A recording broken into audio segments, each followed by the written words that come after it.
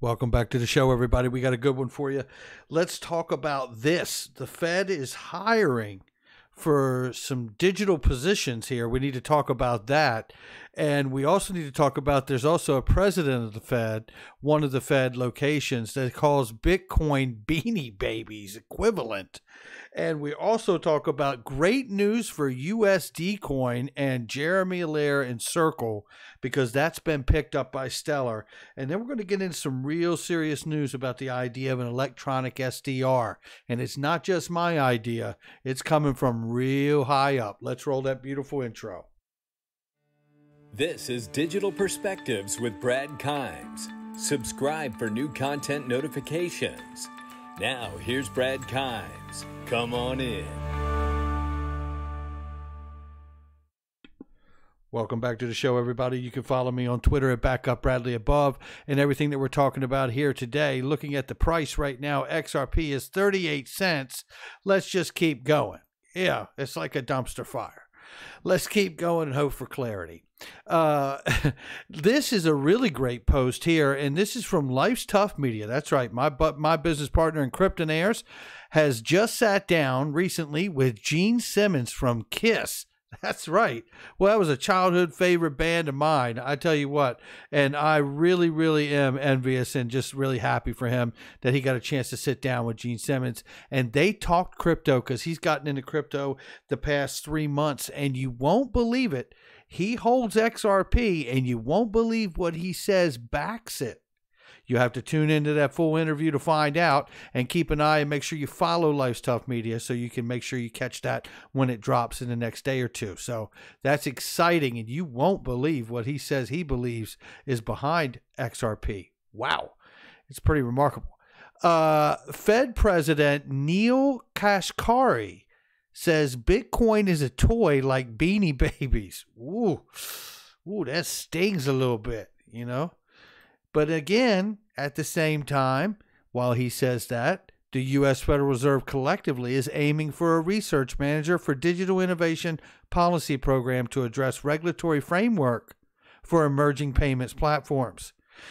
You know, don't watch the left hand to see what the right hand is doing. You know, this is the thing that really, I tell you, that for me, I don't know about anybody else, but for me, this is why I have to, as a person, be on top of this news constantly, because, you know, you can hear one thing and think the narrative is going to the right, and then hear another thing and find out it's going right down the middle. So really important for me. I don't know about anybody else, but I have to stay up on what's happening in this space, and staying up on it means we find out what happened today. And it was the announcement that Stellar Network is now hosting the USD coin from Jeremy Allaire and Circle. And it's pretty damn exciting, because I've said that, you know, that public-private relationship between the Fed to offer a solid stable coin that is highly regulated.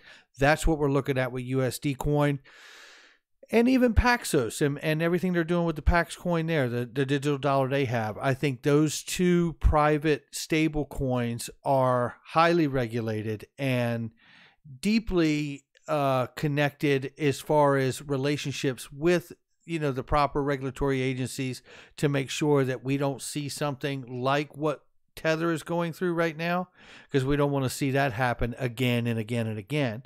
We want to see an on and off ramp that absolutely is legitimate, makes sense, and all the necessary framework is in place to make sure everybody's getting what they're supposed to get.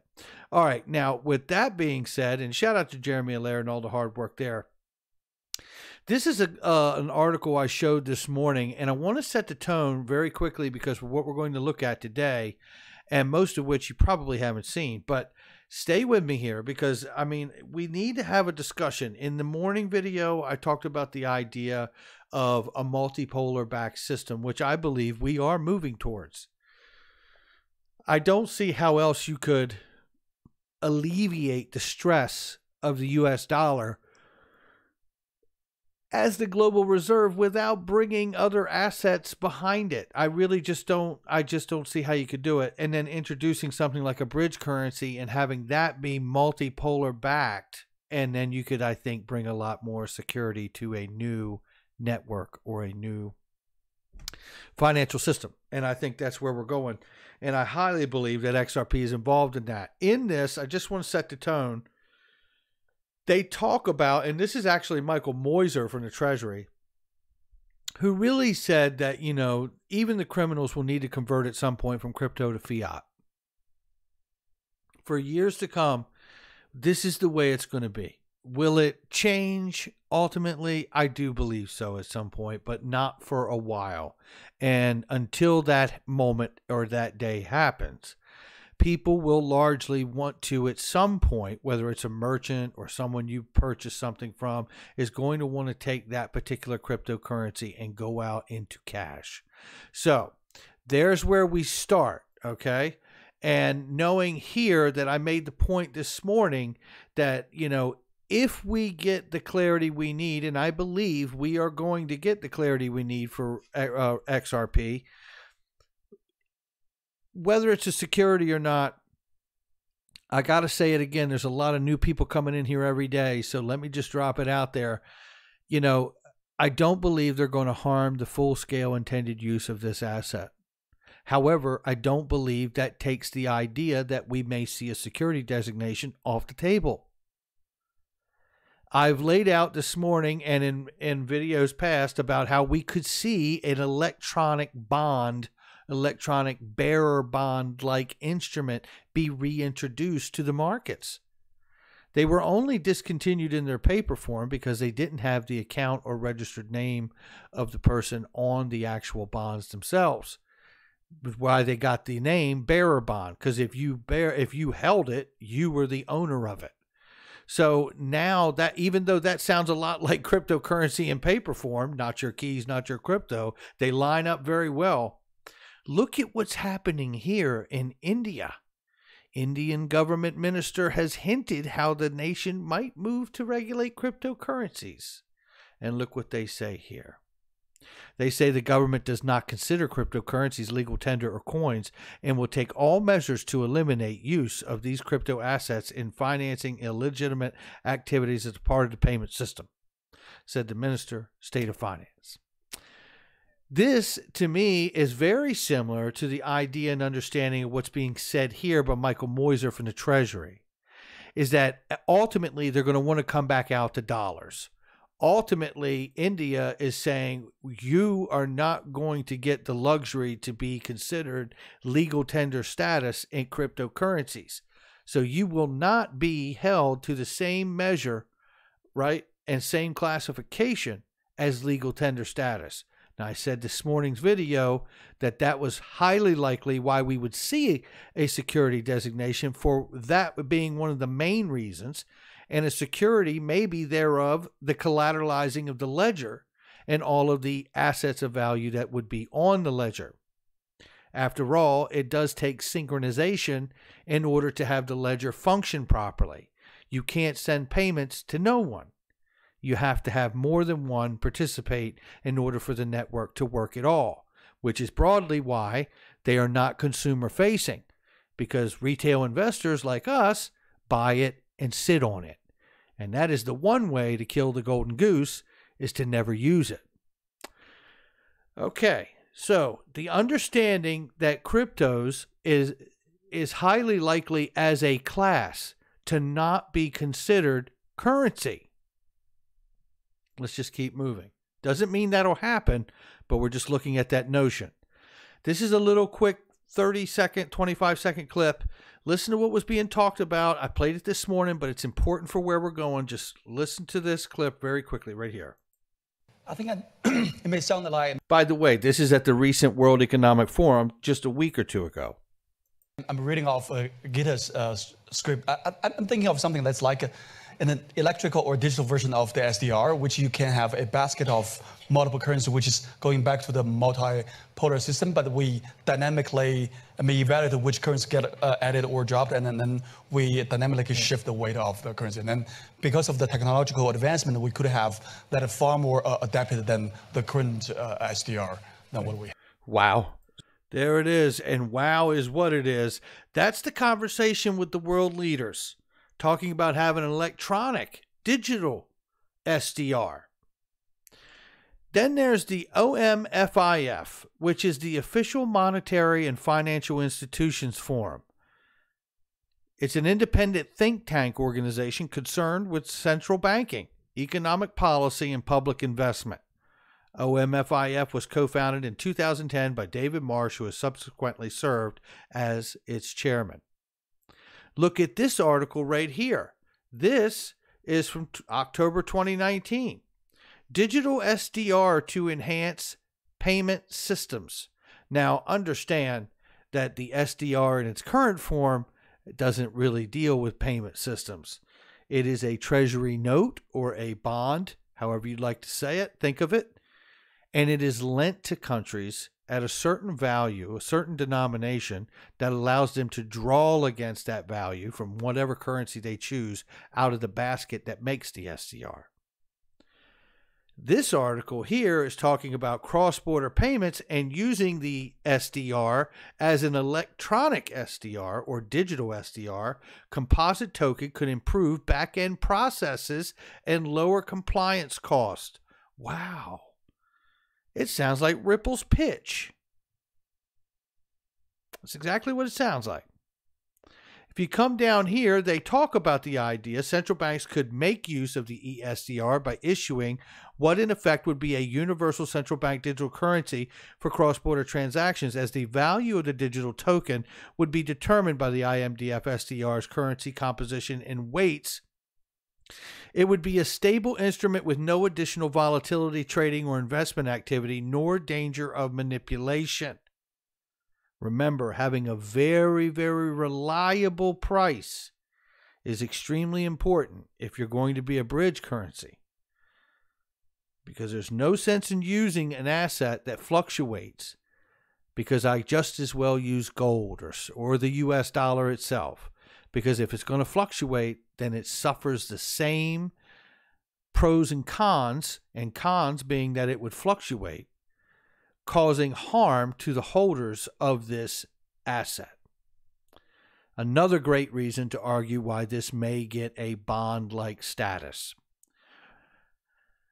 Okay, so now going forward here, it says here, just to illustrate, and I think this is good for those that need to hear this. So looking at this, to illustrate, Southeast Asian central banks, which already hold SDRs in their reserve, could issue ESDRs for regional cross-border payments. Foreign exchange costs could be reduced through direct settlement between central banks, as payment would move from currency A to ESDR to currency B. And if you put XRP in the middle there, you've got it. That's exactly what we do. Transactions would be instantaneous, peer-to-peer, round-the-clock, with enhanced transparency, data sharing. Problem posed by multiple intermediaries would be eliminated. All providers could use the central bank-backed digital tokens. Over time, listen to this part as we get into this. Over time, more central banks could join, and a multilateral institution such as the IMF take over management of the electronic SDR.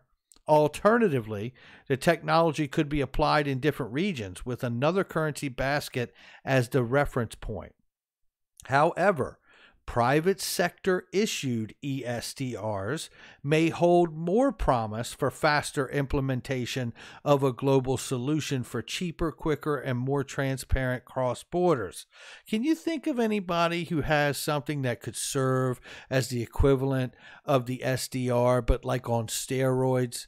It literally is XRP, right? I mean, even XLM, but it doesn't have the deep partnerships and central banking relationships that we know of that Ripple does. But it certainly could function as this for that, if they did have that, because Jed McCaleb created the XRP ledger. And he also created the XLM network. So an ESDR-based payment network would enable financial service providers to offer efficient, transparent, and inexpensive cross-border services, even for low-value, high-volume use cases. Settlement times and costs should fall substantially, and improved compliance should enhance financial integrity. Knowing that RippleNet, ODL, and the back end of all of that has got governance and compliance built right into the network. That's what we're talking about. That's really what we're talking about. But is it just me? Am I hyping us up a tree? Look, I'm not. The World Economic Forum just talked about it a week and a half ago. They just talked about it. Here's an article from the OMFIF, which is really a consultant and think tank for all the central banks and huge financial sophisticated institutions. Okay? And then here, I'm going to finish on this note. And I'm going to let Brad Garlinghouse tell you to your face. I mean, certainly we do know of central banks looking at the XRP ledger as open source technology to issue stablecoins using the XRP ledger. What else do you need to know? And that's why we're going to court. Because in order for the world to use it, you're going to need legal precedent on this new technological instrument, and this new coding, this new language has to be defined. Remember what Cryptopolis said on the show probably 2 years ago now. You can't legislate what you haven't defined. And I believe that freedom for the last 7 years has allowed Ripple to do exactly what no one else is going to do. Because after this case is settled, you won't be able to do it the way that Ripple did it, because the regulatory framework will be in place that won't allow it to happen without you breaking the law. You know, one thing I'm sure of at this point is it's not a narrative that we're carrying here. I'm literally reporting on a narrative that they have created. Who is they? They is the World Economic Forum, the G30, the G20, the FSB, Brad Garlinghouse. These are the ones who have brought this narrative to us. And we are reporting on that narrative. And it looks to me, I don't know when, but it certainly looks to me at some point, this is where we are going. That's going to do it for me. Make sure you hit the like and subscribe. Leave a comment below. Make sure you share with somebody you know and hit a notification bell so you don't miss a thing. Be sure to look at the links in the description box, which is right here, by the way. Let me show you. You can see all these great links of great products. They are trusted, vetted links. And you can also find it in the comment section pinned at the top. Every single video, you can always find it there with the same good deals. And there are some really great deals and products. So make sure you check it out. I'll catch all of you on the next one.